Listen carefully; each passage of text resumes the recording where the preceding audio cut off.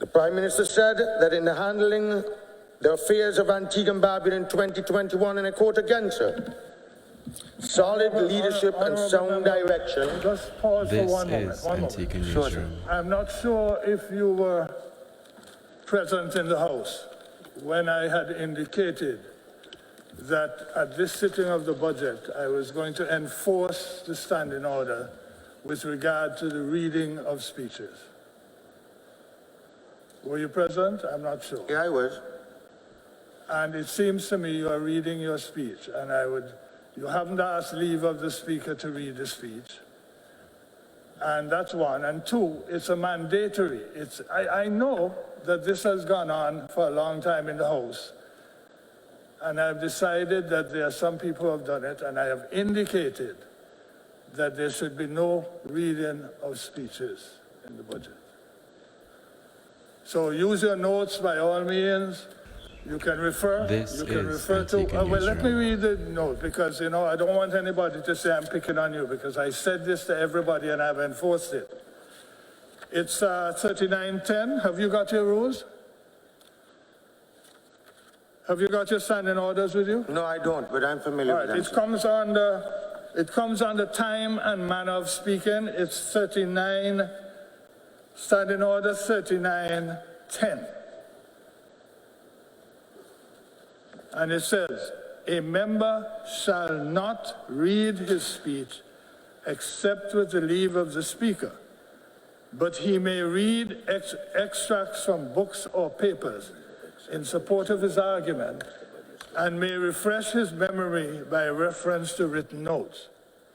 For this purpose, he may use a computer or other electronic device, provided that such device does not, in the opinion of the Chair, disturb the proceedings of the House.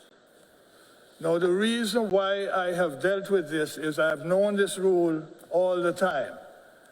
But I have had persons in the general public who have drawn it to my attention that certain members are reading their entire speeches, and that it had been going on even before I was Speaker. And I have been chided by those persons as to why I'm allowing this to happen. Now, I know you're an excellent debater, and so I know that there's no difficulty in your using your notes and debating, but I cannot permit you to read your speech.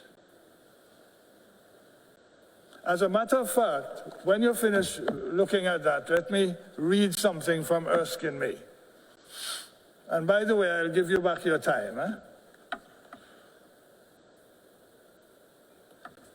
Now, Erskine May says,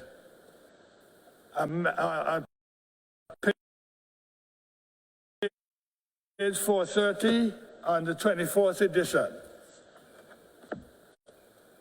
A member is not permitted to read a speech. A member is not permitted to read a speech, but may make reference to notes.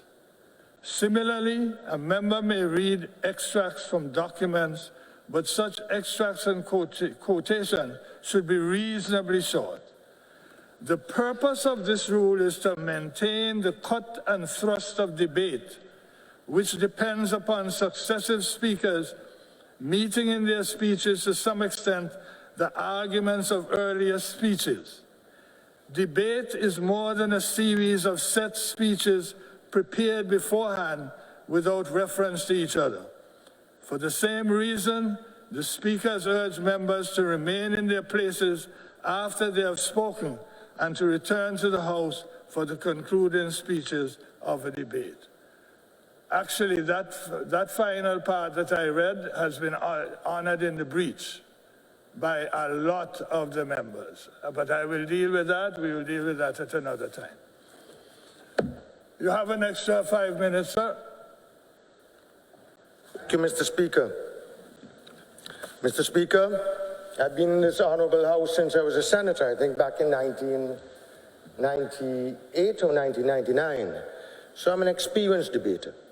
But forgive me, sir, I have to make one small correction. I was quoting from Speak into the mic. Sorry, forgive me, Mr. Speaker. What I was doing before you stopped me to draw my attention to the standing order was quoting three sections, three quotations from the Prime Minister's budget statement. And I said, and I quote, so it was not my speech I was reading. What you heard, sir, I quoted three sections of the Prime Minister's budget statement. And I said, and I quote, I even said end of quote, sir. But I will not read my speech, sir. Well, in the event that you feel you are not reading the speech, it doesn't matter. But it now matters that I have put you on notice and that you will not proceed to read the speech. Sure. But I can refer to my notes, though, sir. Pardon? I can refer to my notes. You can read and refer to notes as long as your quotations are reasonable and not unreasonably long. Thank you, I'm sir. the judge of that. Moving right along, sir. Thank you.